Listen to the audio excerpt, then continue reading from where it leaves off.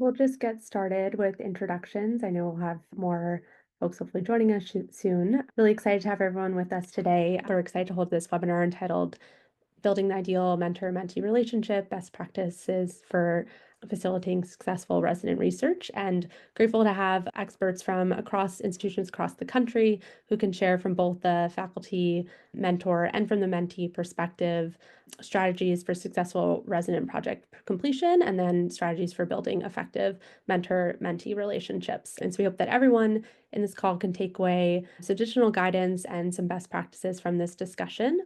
We'll have each of the panelists just first take a moment to introduce themselves and their current position. Hi, everyone. I'm Michelle Lin. I'm a health services researcher at Stanford faculty. I'm Rob Rodriguez. I am Vice Chair of Research and Professor of Emergency Medicine at UCSF, and I'm really happy to be here. So I will popcorn to Jennifer Love. Hi, everyone. I'm Jen. I'm monitoring the panel, and I'm an assistant professor of emergency medicine and medical toxicology at Mount Sinai in New York City.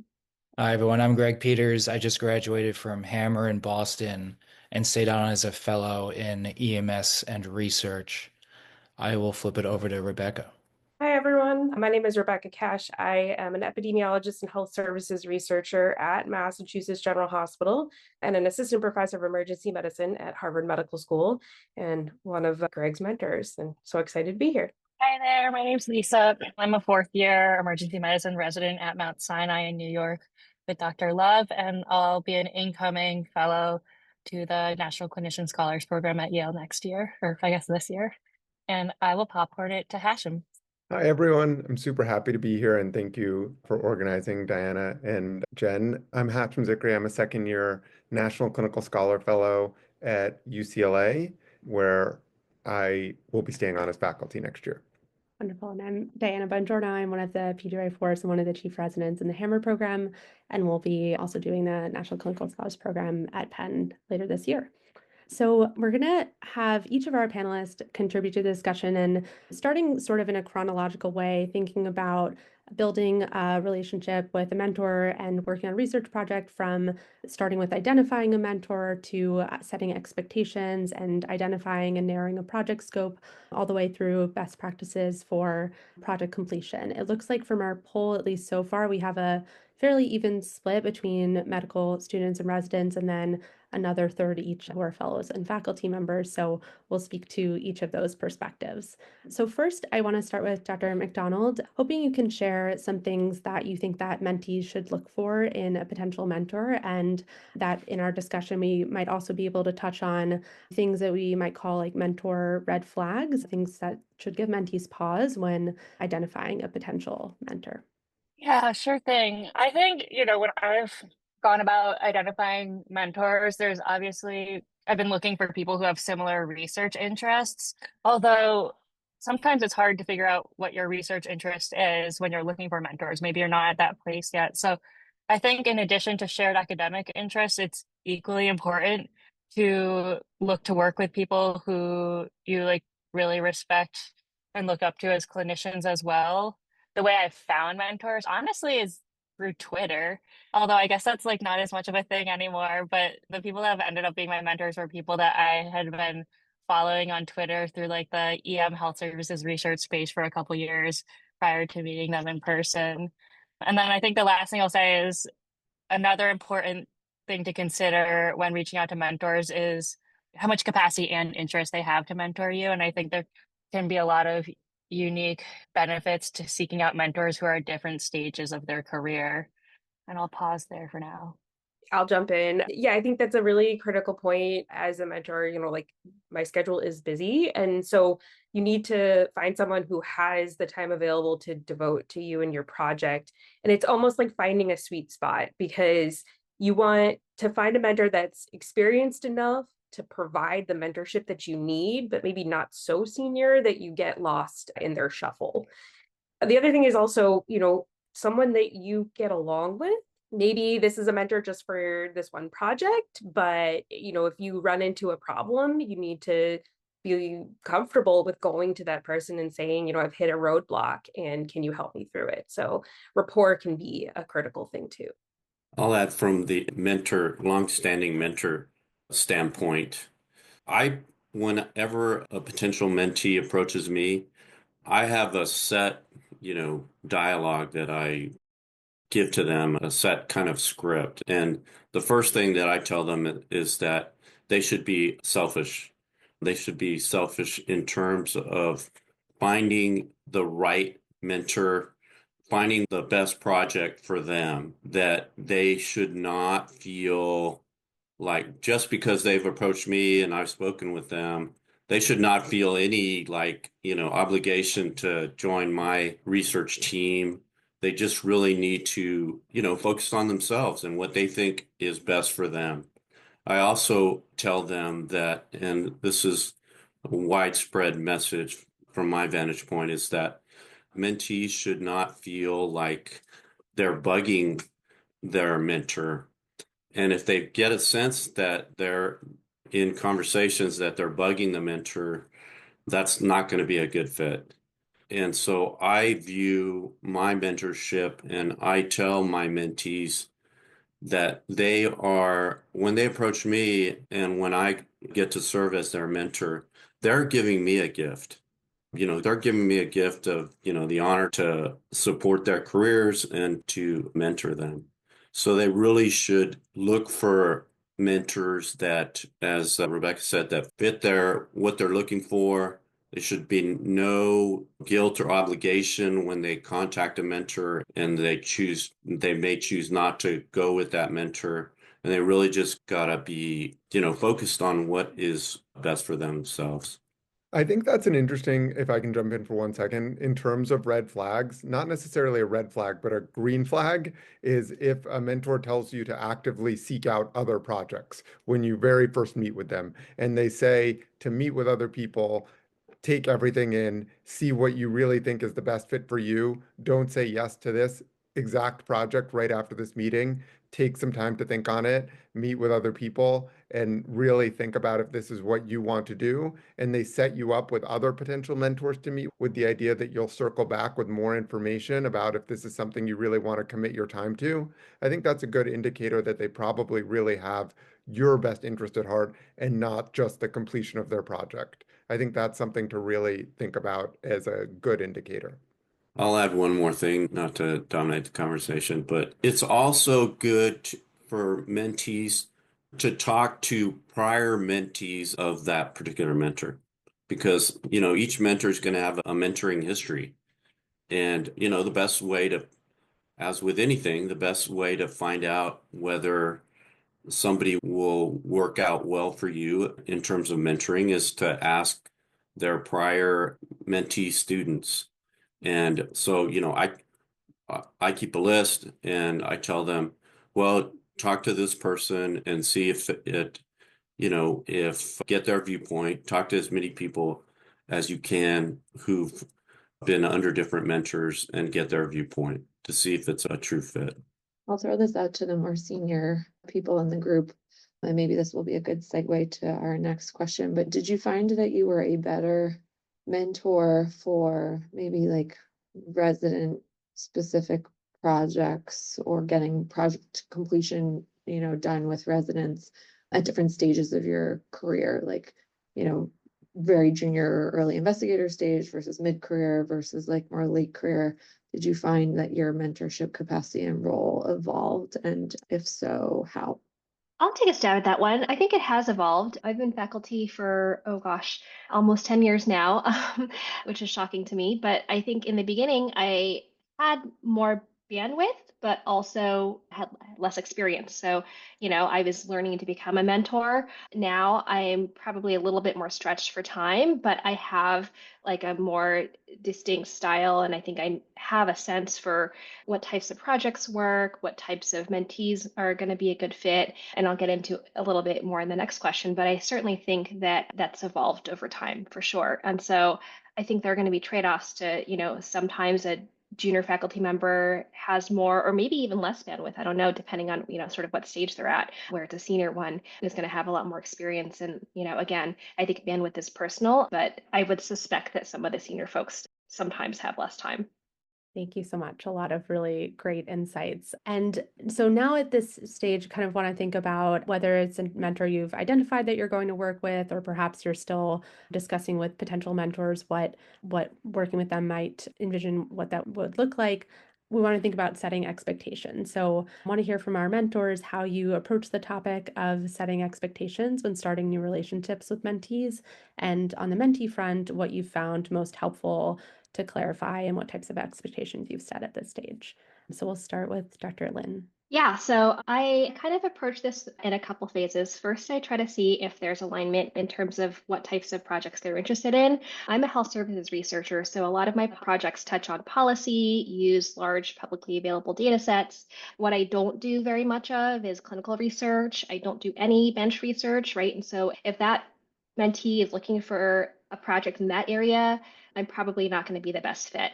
Historically, I have found that mentees who are sort of, interested in an existing project that I already have going, but can carve out a small piece, tend to be the most successful. I have had a couple, residents come to me over the years with like, I have an idea for like my project and I want to execute it. And if it aligns, I'm happy to support. And if not, like I encourage them to, and I usually offer them potential faculty members who can support. But that's a pretty tough thing to, conceive of your own research project and carry it out during residency. I think the next thing I try to get a sense of what they're interested in terms of what types of skills and experience they're looking for. So some people are brand new to research and they just say like, I want to just get exposed and like sit in on a couple meetings. And it may or may not be important for me to ultimately be first author on a manuscript. And that's okay. I think, everyone's at a different phase with respect to what they need. And I think exposure to research, even for folks who have never done any research, is meaningful. And on the other end, I have folks who, regardless of their experience, are like, I'm ready to dive in. I want to have a first author manuscript. And then the conversation is very different, right? And then I talk about what my expectations are. If you're going to be a first author, that means that you're going to come to me and you're going to set up meetings. You're going to, write the paper. You're going to, submit it. And I expect you to see this project all the way through, which could take 2 or 3 years. Research is a slow and arduous process. So, if that's what their goal is, I'm committed to supporting that, but just know that it goes both ways. And, then we talk about communication. I think the last one is probably the toughest for residents. Residency is a super, super busy time, right? You're rotating on ICU blocks. You're often on nights for extended periods of time. So again, I think the ball is always in the resident's court. Like my expectation is that you'll just let me know when are good times when you can work on things and when you'll be MIA. And I tell all of my resident mentees that during residency, your number one goal is first to stay alive, like, eat, drink, sleep, exercise to the extent that you can.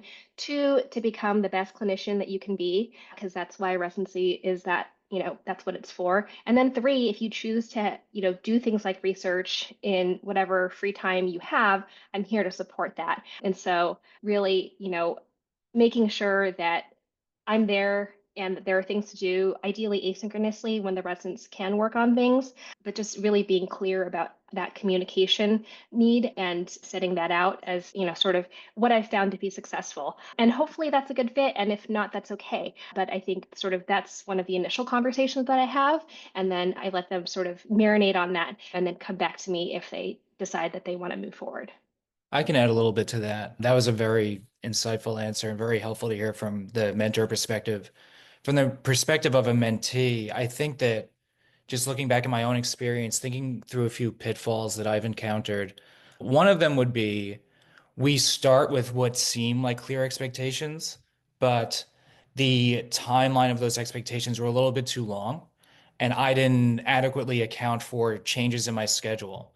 So, for example, if you make a 6-month timeline, I would be much more busy than I expected 2 months down the road. That's a lot harder to see than if you break it down into smaller bite-sized tasks and have kind of lower intensity, higher frequency touch points throughout that time. That way you can identify, okay, we made some very nice progress on the first 20% of the project, but I now realize I'm going to need more time for the next part. And that might be a good time to pull in maybe another resident or a student to help you over that roadblock depending on how busy your mentor is and how much bandwidth they have to help you. But I always find that pulling in more people to help, especially if you're able to be clear and communicate expectations, that can be a great way to increase your network to collaborate in the future while keeping steadier progress through residency, which is a time when there's so much ebb and flow in how busy you are clinically. One other thing I would say is I think that part of what you're trying to learn as a researcher is not just the nuts and bolts of the tasks that you're doing, but also this exact problem that I think gets harder every single year as you progress, that you're just busier and have more demands on your time. So being honest with yourself and honestly pulling your mentor into the problems that you have and kind of talking to them about it, because I have found that people like Rebecca, who's been a mentor to me for years, when I'm just honest with her about how busy I am, she'll often be able to offer very helpful practical advice about how to kind of bail myself out or find other ways to move forward when I'm busy. So just having a mentor relationship where you can be honest about those things and receive helpful advice when you encounter a barrier like that, I think that's critical. I think both of Dr. Lynn and Dr. Peters' answers are spot on. I would add to that, it's that first meeting, that first series of meetings that are absolutely key.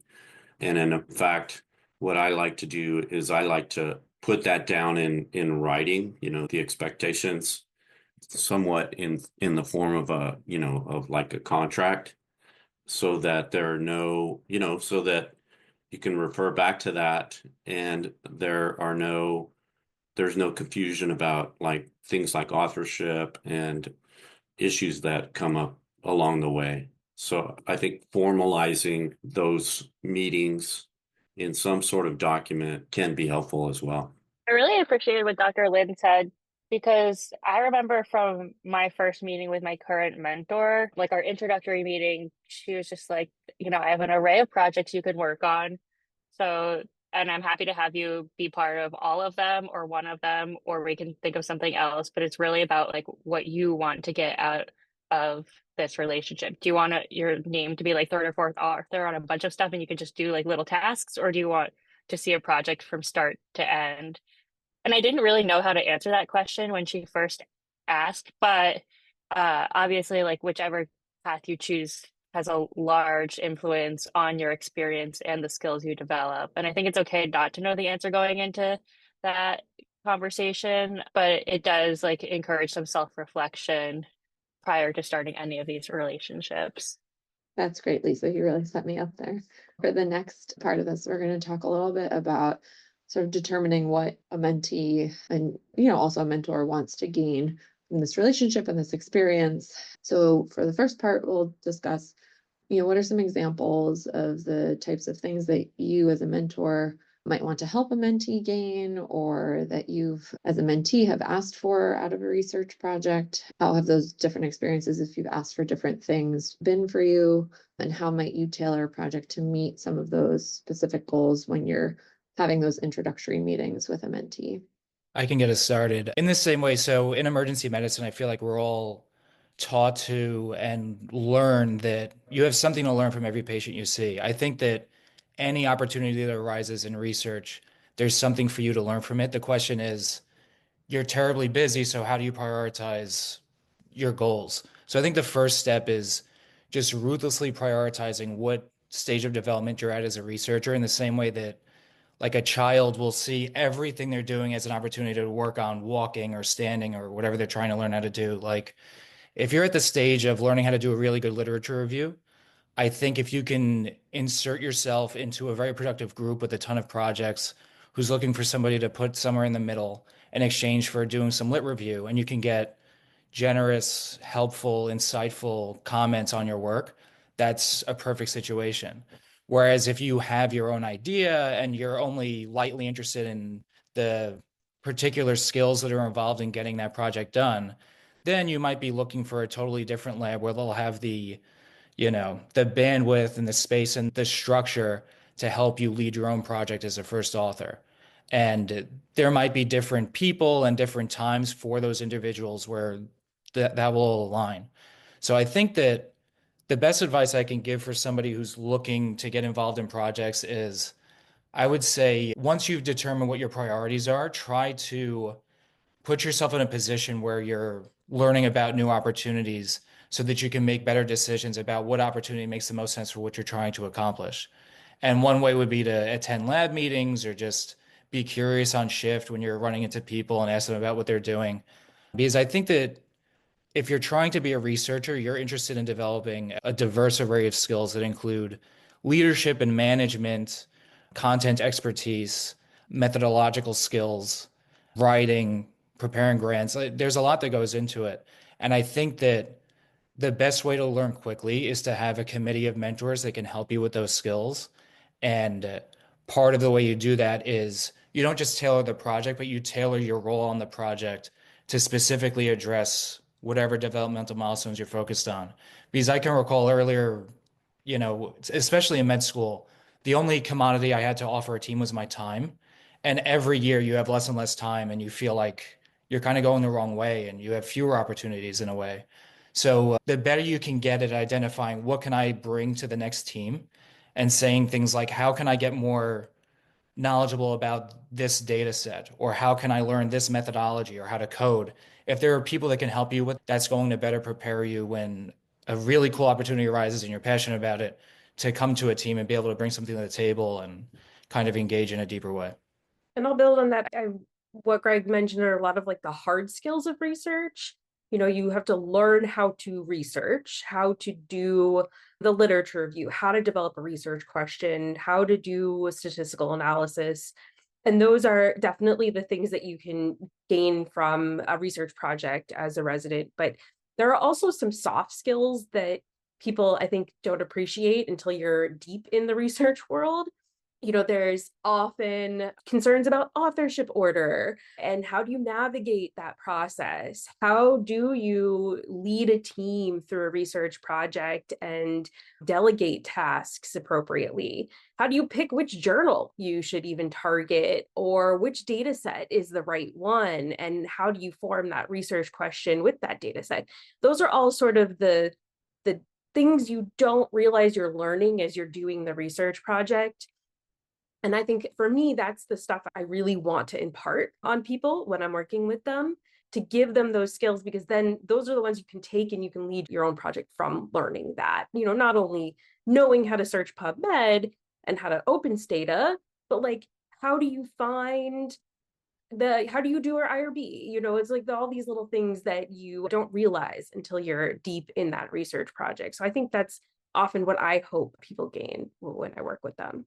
I really like, Greg, that you brought attention to attending lab meetings, because I think that for mentees that can be very helpful, because you do, as a resident, have sort of these blocks of time that become available to you for you to get involved. And so if you can commit, every month, at times every other month, joining the lab meeting of the people or the person that you are really eager to work with. We're all in emergency medicine. We're very used to just sort of jumping into the fire and saying, how can I help? And, how can I figure out what to do here, right? It's our natural skill set in the clinical job that we do. And so if you're attending those lab meetings and you sort of see what's coming down the pipeline, you can then say to your mentor, like, look, I have a block of time. I think these 3 skills could be things that I can contribute to what seems like is coming into your arena or your timeline of research, and like show that eagerness. I definitely, like, I'm more of a clinical research person, and like that type of like willingness to jump in and understandably jump out at the times when residency does get busy is really helpful for me in anticipating how I can work with mentees, and like they can work in times when I need, more intensive input, and then help them get out when they need more intensive input in their own training and their own clinical time. I do think one thing to add on that, Dr. Love, is just to Greg's point again. I think residency is just being closer to it than some people. It's a very difficult time to decide if you want to have a research career, because you have these competing goals of doing something, publishing something, really getting this thing done, as well as figuring out how you want to spend the next 20 years of your life, potentially, if you want to spend your life doing this. And for some people, these are competing priorities. Like, I will say the least exciting part to me of a research paper is dispositioning it, once you're done with it, like, and you're doing the analysis and you're writing it up, I mean, that can be 3 to 5 years away from the most fun part, which is crafting a research question. That's the part that I enjoy the most, right? Is I enjoy crafting a research question. I enjoy figuring out what data set we're going to use. And that's where I get extreme joy. And as a resident, I do think that even seeing that, sitting in rooms like a lab meeting, seeing people start to craft a research question and that process take off, even if you're quote unquote unproductive in residency, if you're drawn to that and you enjoy sitting in those meetings and those first steps that can be 5 years away from the final step, I think that's something to note. And that doesn't necessarily just mean that it was unproductive. You found a group of people you enjoy being around and a process that you might enjoy that can take a really long time. Yeah, and I also think it's important to acknowledge that, like, unlike every other stage of our training, it's not like there is like a developmental timeline. I appreciate that phrase that Greg used because I haven't heard it before in terms of research, but like there are certainly different hard and soft skills to that make sense to gain in a chronological order, but it's not like it depends on what your outcome is. But if your outcome is to become like an academician, it's not like you need to have done one project like from start to finish, or you need to have X number of publications. Or I remember like asking myself that question when my mentor posed to me years ago, like, what do you want to do? Like, I really wanted to just try one project on my own to see if I actually like the whole process, which is what I ended up doing. But I always wondered if that would come back to bite me because it necessarily meant that I had like less publications to my name by the time application season came through. And then I'll ping Dr. Cash. Let's say, you are clearly an excellent mentor to Greg, and I know a mentor to many other people in that department. You're a tremendous asset there. Let's say a resident comes to you, saying like, I want to do this project on X, Y, and Z topic. How do you go about, helping them sort of select the appropriate idea and narrow the scope? Like, what have you learned in that mentoring position to sort of help set them up for success? First, thank you. I appreciate that. That's actually one of my favorite things to do. A lot of times people come with like this really big idea and they want to solve this enormous problem. And I really like working them through from the big idea to actually what's a manageable research question, and then how do we design a project around that. I think the first step is figuring out like what is their passion and what is their drive for the thing that they're interested in. And then also what is the feasible part that we can focus on for residency. So we're not going to be collecting our own data for a lot of projects like that, right? A secondary analysis of an existing data source is probably a lot easier to do as a first step when someone wants to sort of dabble in research and figure that out. And often they have this big grand idea that is, when you lay it out, it becomes sort of a trajectory, right? And I really like working with people to show that it's not a one-off project. You're not limited to like, we answered this tiny piece, but we can work together to put a puzzle together, essentially. So how do we take that grand idea, make it into a small little bite that they can focus on first, and then actually work out what's the next step and then the next step.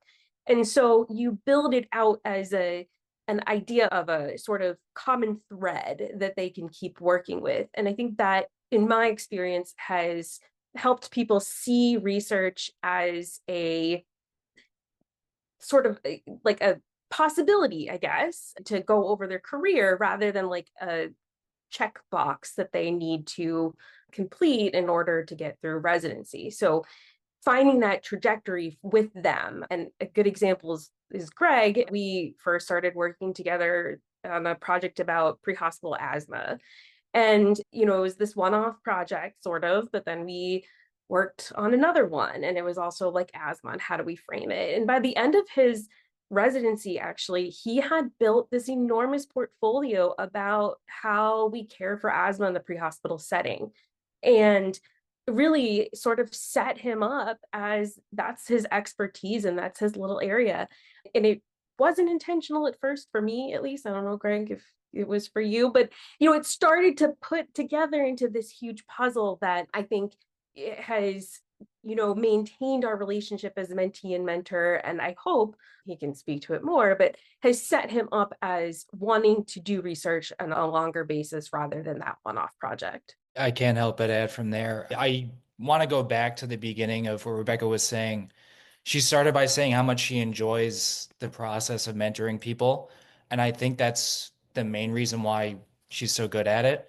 And for example, Lisa, you mentioned kind of like working on a project from start to finish and kind of like trying things on and making sure that, this is the kind of career for you. I think Hosh made some comments like that too. I think that a big part of residency is you're just trying to figure out how to be a good emergency medicine doctor. And then you feel this pressure, either intrinsically or extrinsically, to kind of do these other things. And I think that the key is to try to set yourself up for success as much as possible. I think that when you're busy and you have to prioritize, if you can find a way to just find a project that you're excited about, all the other details are a little bit less important because if you don't have the motivation to really prioritize something when you're so busy, it's going to be very hard to drive it forward, no matter how fruitful or worthwhile you might think it would be for your career. So I would just kind of highlight that theme that I noticed in a lot of what people have been saying is if you enjoy something and you find somebody that you can share that enjoyment with, I think that's the key to the right mentor-mentee relationship. I would add to that, to all of this conversation, the development of research families. And, we and other groups have developed what we call sort of research families in which there may be one or two senior investigators, then there may be some mid-career people as well as fellows, residents, and students. And each level sort of mentors the other level. And, that promotes collaboration. It promotes, sharing of responsibilities and the workload. And each mentor along the way derives, not only are they a mentee, but they're also a mentor, so that they learn the process from both ends. And, and then we have family group research meetings with our families. And yeah, I've found that to be a very strong method of developing research programs, research mentorship.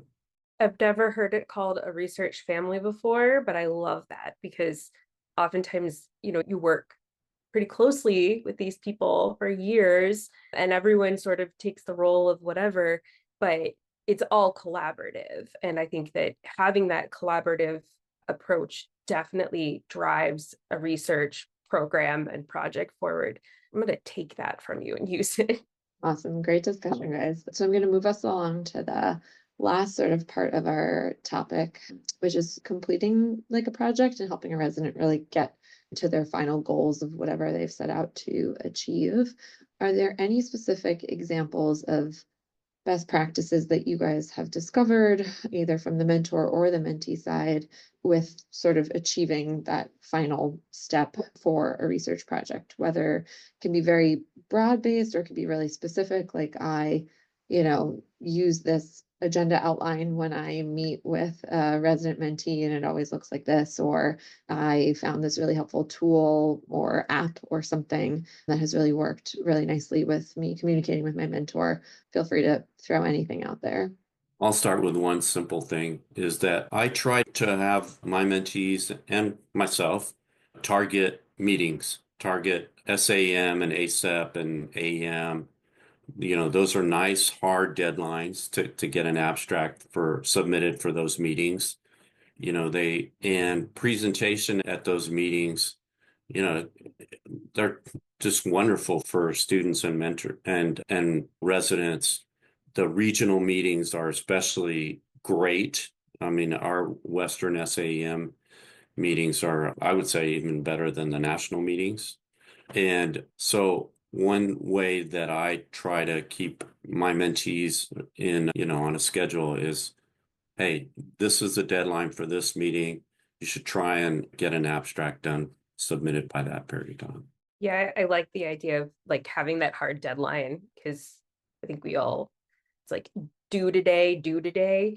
But in the regular meetings are helpful as well, as you can stay on track of those deadlines. One of the things I like to do at the end of meetings is prioritize. We talk about a lot of different tasks, but then we'll go through and say like, okay, this is the first priority, the second priority. So that way everyone walks away knowing what the next step is, and there's not confusion of like, you worked on the least important thing because it was the most fun, whereas we missed like a really critical step that needed to get done first. So we always, I think, try to leave the meeting knowing what to do next, so that when you meet again, you go over and say, okay, how did that go? What do you need?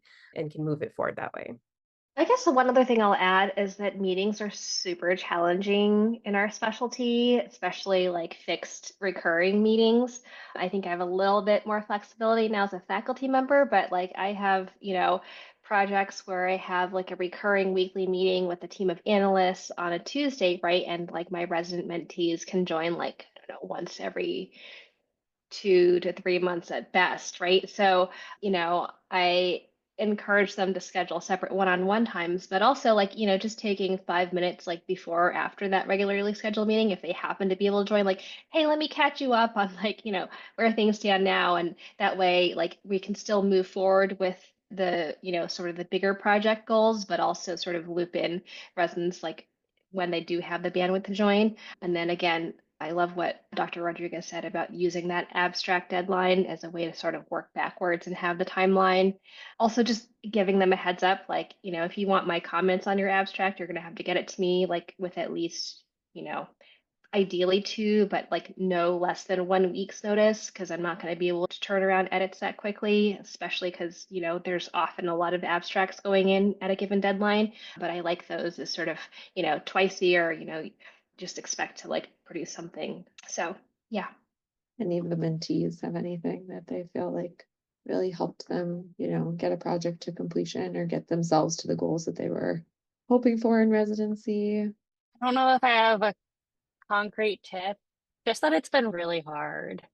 It's been really hard, and I think I'm just like so thankful for my mentor's patience and grace. She's been like very honest and realistic about like, we need to get this paper out by this time or else it's just not relevant anymore, but also really understanding the unique challenges of a resident schedule. I think I alluded to this a little bit before, and I'm not sure if this is 100% applicable to this question, but that turnaround period from, and again, I'm not sure you need to necessarily know this as a resident, but that turnaround period from getting an abstract at SAEM to turning it into a like publishable manuscript, I just have found in the few times to be very difficult and brutal and unanticipated on my end from how long that's going to take. So taking an abstract and then turning that into a manuscript and getting it rejected and then getting a revise and resubmit and then resubmitting it. That's just such a difficult process that I have found that during that time period, having a mentor that is encouraging and lovingly pushing me to be like, this is a time where, we're meeting once a week and we are going to get this done over the next 3 weeks. And this is going to be in a submittable form and we're going to get this back. I found that to be a time where a mentor pushing a little bit and not just giving me, all the runway in the world to take the time that I need, but really be like, I need you to get this back to me in a few days, to be very helpful. And aside from that time period, we have a very relaxed relationship, I would say. But that brief time period, I've really appreciated getting pushed a little bit and think it's somewhat necessary for me. That's such a great point and really resonates in my experience too. I think that especially when you're working on the project, there's already the challenges of finding the time to work on it. But what'll happen sometimes is you accomplish your goals, you get it submitted, and then that first wave of revisions comes in, and you're like, I've just abandoned the whole thing, forget research. It's so demoralizing. And I think the key is to, again, go back to the small tasks and do things like Rebecca taught me. You first start by just writing your replies. And then your mentor can look through them and be like, tone this down a little bit. Let's emphasize what we've already done to address this question and so on. And taking it step by step makes it so much more manageable. And I think that was key to like overcoming not just the time management problem, but also the emotional kind of aspect of that process. So I think that getting to know yourself alongside learning the process of publishing and figuring out what are the parts that you like. We're all emergency doctors. We'd rather see chest pain when it hits the door than be managing antihypertensives on day 3. So just knowing that about ourselves and realizing maybe I need more tools and processes and systems for the parts of the process that I'm less interested in and less naturally inclined to do. So I think that's a big part of the process. And I just Yeah, want to add one thing about the emotional side of it. As a mentee myself, when I was in my PhD program, I had a mentor once pre-forgive me for missing deadlines. She knew that there was like a lot on my plate. I had just had my second child, and she basically said, you know, it's not going to hurt my feelings if you miss a deadline that we set. And there's always that like voice, at least for me, in the back of my head saying, you know, I'm so far behind. I haven't checked in a while. I'm letting my mentor down. And she set that expectation that like, you're not letting me down. I'm going to hold you accountable if you need it, but also life happens. And for me, that really helped me get to the end of my project rather than sort of stressing out about where I was. Having that like just it was literally I'm forgiving you right now for missing a deadline before it even happens. That was really helpful for me. Yeah, all of this super resonates, you know, what doctors Peter, Zikri, and Cash all said.